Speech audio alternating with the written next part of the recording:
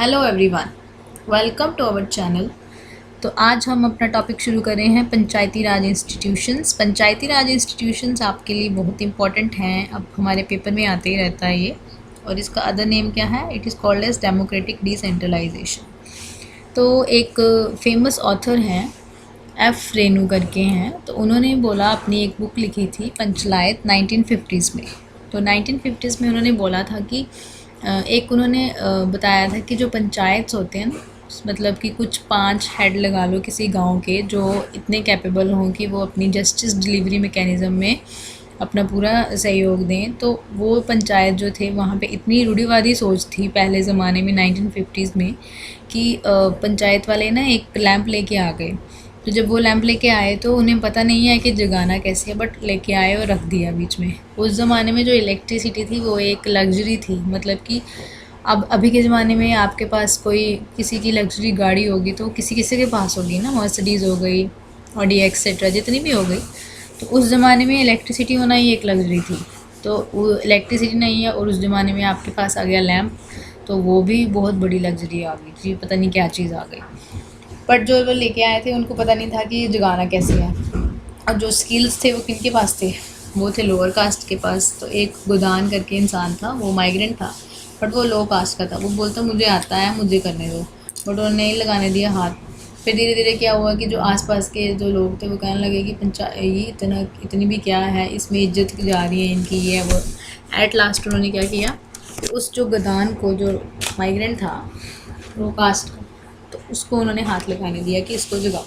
तो वो बताते हैं कि जैसे जैसे उस लैम्प का जो विक था, यानी कि जैसे जैसे वो रोशनी जलती गई 1950 से लेके अब तक जो है वो पंचायती राज इंस्टीट्यूशन वैसे ही लाइट में जग रहा है। ठीक है जी। तो देखते हैं कि हमारे इसमें टॉपिक में और क्या क्या है। ये थोड़ा देख लो, आपके प्रीवियस ईयर पेपर हैं तो इसमें अलग से जो मैंने टॉपिक वाइज देखा, ये जो पंचायती राज है उसमें से बहुत सारे क्वेश्चन आते हैं। ओके, देख लें आप पंचायती राज का। देन कम्स व्हाट आर पंचायती राज। पंचायत क्या होते हैं? ग्रास रूट इंस्टीट्यूशन होते हैं गवर्नेंस के। आर्टिकल 243 से लेकर 243 ओ तक ये कवर होता है आपके लक्ष्मीकांत का जो पार्ट है ना, लक्ष्मीकांत पार्ट 5 है, उसमें ये आता है, आपके कॉन्स्टिट्यूशन में आता है आर्टिकल 243 से लेकर 243 ओ, याद रखना है। और किसने लिया था इसका फाउंडेशन, किसके थ्रू हुई थी? पहले भी पंचायत थे। ओके, किसी ने पूछा था मुझसे कि पहले भी 5 थे और 5 ही क्यों थे? भाई वो जो पहले वाले जो थे ना, वो एक इनफॉर्मल था, यानी कि उनको कोई नाम नहीं दिया गया था, वो बस ऐसे कुछ राय लेके बैठे थे, वो कोई इंस्टीट्यूशन नहीं था। बट जो अब हम पढ़ रहे हैं वो इंस्टीट्यूशन है, यानी कि वो फॉर्मल है, हमारे कॉन्स्टिट्यूशन में आया है। ठीक है, तो ये फ़र्क आप देखें कि वो पंचायती राज इंस्टीट्यूशन है तो यानी कि वो फॉर्मल है, एक कानूनी आ गया, आप लगा लीजिए आपके कॉन्स्टिट्यूशन में आ गया। ओके, डेमोक्रेटिक टायर है, फंड्स फंक्शंस एंड फंक्शनरीज के लिए। मतलब क्या है कि पैसा दिया जाएगा, लोगों को इतनी सहूलियत दी जाए कि वो अपनी जो है वो अपने आप को सेल्फ गवर्न करें और अपनी जो कैपेसिटी है उनको इन्हांस करें। तो ये साइड पे जो है एक चार्ट है, देख लो आप। जिला परिषद यानी कि डिस्ट्रिक्ट लेवल पे आ गया, ब्लॉक लेवल पे आ गया और विलेज लेवल पे आ गया। 3 टायर हो गया ना, तो ये आ गया हमारा थोड़ा सा structural influence. Then comes part 9th, आपके कॉन्स्टिट्यूशन के पार्ट 9th में है and 73rd constitutional amendment act में आया गया। इवन ये जो इसका डेट है प्रोमulgation का, April 24 1992, इसको नेशनल पंचायती राज दिवस के रूप में भी मनाया जाता है, पूछ सकते हैं। और इसकी जो मिनिस्ट्री बनाई गई है पंचायती राज इंस्टीट्यूशंस की अलग से, कब बनी? 27 मई 2004 में। और क्यों बनी? ताकि वो इम्प्लीमेंट कर सकें और PESA act, panchayat extension to schedule areas जो हैं, उसकी जो वैल्यूएशन है वो प्रॉपर कर सकें। तो हम आगे बढ़ेंगे अपना ये। एंड एवोल्यूशन कहाँ से हुआ था? ये जो कमेटीज़ हैं बहुत इंपॉर्टेंट हैं, क्योंकि इसमें से एक ना एक क्वेश्चन आ ही जाता है।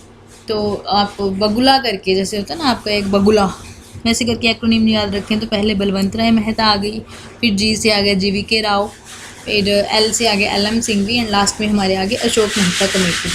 एक एक करके हम देखेंगे ये कमेटी की क्या क्या रिकमेंडेशंस थी। फिर पहला आ गया बलवंत राय मेहता कमेटी। इन्होंने क्या बोला था? इन्होंने बोला था कि there should be 3 tier governance at each level. And the gram panchayat जो होएगी वहाँ पे जो लोग होंगे they would be elected representatives होंगे वहाँ पे। एंड पंचायत समिति जो होगी और जो ऊपर वाली है जिला परिषद है उसमें जो होंगे लोग वो इनडायरेक्ट इलेक्ट होंगे।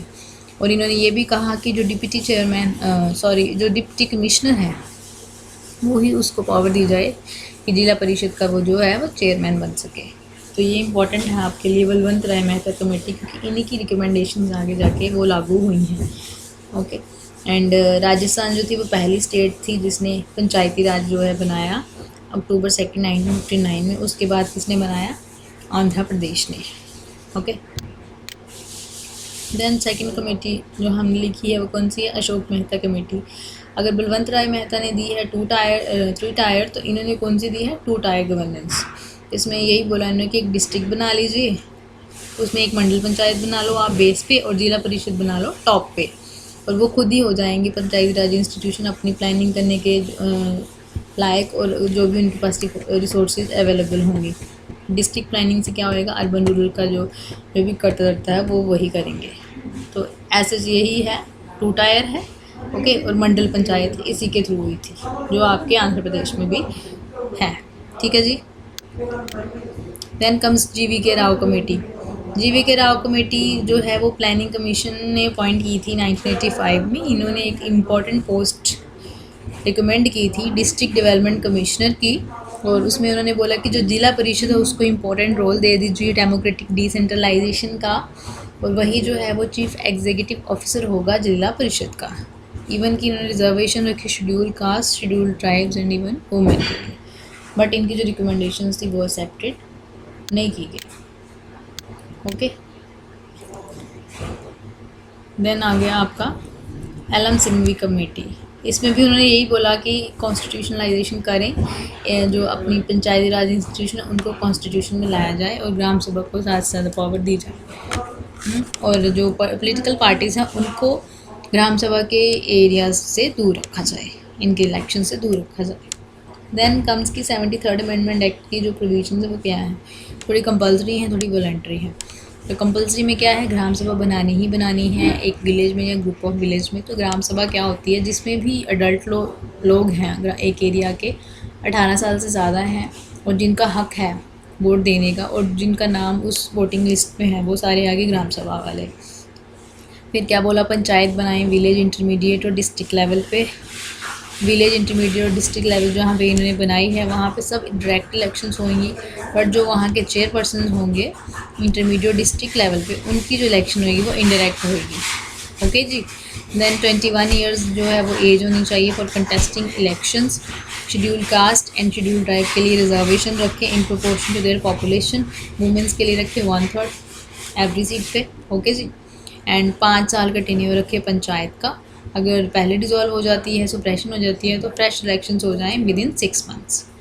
अलग से स्टेट इलेक्शन कमीशन दी गई और अलग से स्टेट फाइनेंस कमीशन दी गई टू ग्रांट इन एड्स। ये आपने याद रखना है, कंपलसरी है। और वॉलंटरी क्या होंगे? MP MLA को रिप्रेजेंटेशन करें, OBC की बैकवर्ड क्लासेस की जो रिजर्वेशन है वो दें, ये वॉलंटरी है। पंचायत को थोड़ी पावर्स दे दें, इंडिविजुअल कर दें और फाइनेंशियल पावर्स कर दें पंचायत की, ठीक है, ताकि वो टैक्स वगैरह लगा सकें। ये याद रखनी इंपॉर्टेंट है। ये थोड़ा देख लो आप। 11th शेड्यूल है जिसमें 29 आइटम्स हैं related to your agriculture sector and rural landscape. Then the 12th schedule includes 18 items and it is mainly involving the municipal areas, यानी कि अर्बन प्लानिंग ही इन्वॉल्व कर रहा है आपका। ये देख लो, प्रीवियस ईयर पेपर है पीसा एक्ट जो है panchayat extension to schedule areas, उसमें से क्वेश्चन आया ही आया है, बट उन्होंने थोड़ा घुमा के डाला हुआ है कि कौन सी जो ऑब्जेक्टिव था वो नहीं आइडेंटिफाई किया गया था। सेकंड देख लो, फंडामेंटल ऑब्जेक्ट पंचायती राज इंस्टीट्यूशन का। इसका थर्ड पार्ट देखिए आप, डेमोक्रेटिक डिसेंट्रलाइजेशन ही अगर आपको पता हो तो आपका ये क्वेश्चन एलिमिनेशन से आराम से निकल जाएगा। एंड थर्ड नीचे वाला भी। ओके। पिसा है क्या? पंचायत एक्सटेंशन शेड्यूल एरियाज़ क्या है कि ये देखता है कि जो ट्राइबल एरियाज़ है उनका जो राइट है वो ख़त्म नहीं होना चाहिए, उनके राइट को भी रखें। और जो 9th शेड्यूल है आपका जो आपने पंचायती राज का है उनकी जो कुछ प्रोविज़न है वो वहाँ पे रखें, वहाँ उनको दें ट्राइबल एरियाज़ को। पर उन जो ट्राइबल एरियाज़ के खुद के जो सोर्स हैं, खुद की जो कस्टम्स हैं, उनको वो डिस्टर्ब ना करें। उसमें उन्होंने क्या कर दिया, मैंडेटरी पावर्स दे दी ग्राम सभा को कि ग्राम सभा ही उनकी रिसोर्सेज को मैंडेट करेगा। कोई प्लान देखना है, कोई सर्टिफिकेट देखना है, वो ग्राम सभा ही देगा जी। फिर डिस्क्रिशनरी पावर्स दे दी हैं कुछ लैंड रिहैब के लिए, ठीक है, वो मैंडेटरी आ गई। Then planning and management of minor water bodies, and एक जो इम्पोर्टेंट आ गया माइनर फॉरेस्ट प्रोड्यूस की ऑनरशिप, वो भी उन्होंने ग्राम सभा को दी है एट अप्रोप्रिएट लेवल। ये क्वेश्चन आया था, ठीक है, याद रखना है, बहुत इंपॉर्टेंट है। देन थोड़ा टेक्नोलॉजिकल बेस आप देख लो, ई ग्राम स्वराज।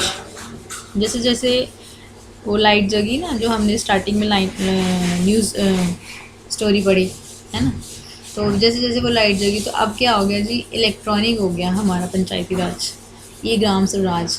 इसमें क्या हो गया कि पंचायती राज इंस्टीट्यूशन में जो मिनिस्ट्री है पंचायती राज की, वो एक e Gram Swaraj user friendly web based portal है। इसमें क्या होता है, ट्रांसपेरेंसी आ जाती है कि गवर्नमेंट जो है वो क्या प्लानिंग करी है, कहाँ तक प्रोग्रेस पहुँची है और वर्क कहाँ तक चल रहा है, तो कोई भी देख सकता है इसको। ऑनलाइन पोर्टल आ गया। थोड़े फैक्ट्स देख लो, कितनी स्टेट्स हैं, है ना, 24 स्टेट्स और 5 यूनियन टेरिटरीज जो पंचायत और नगर पालिका को इन्वॉल्व करती हैं।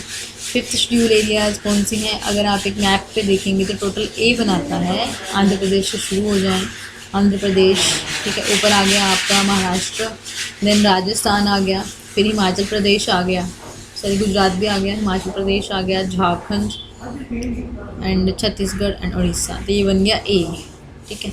याद रखिए 5th शेड्यूल एरियाज़ हैं, 9 स्टेट्स हैं, 9 स्टेट्स हैं।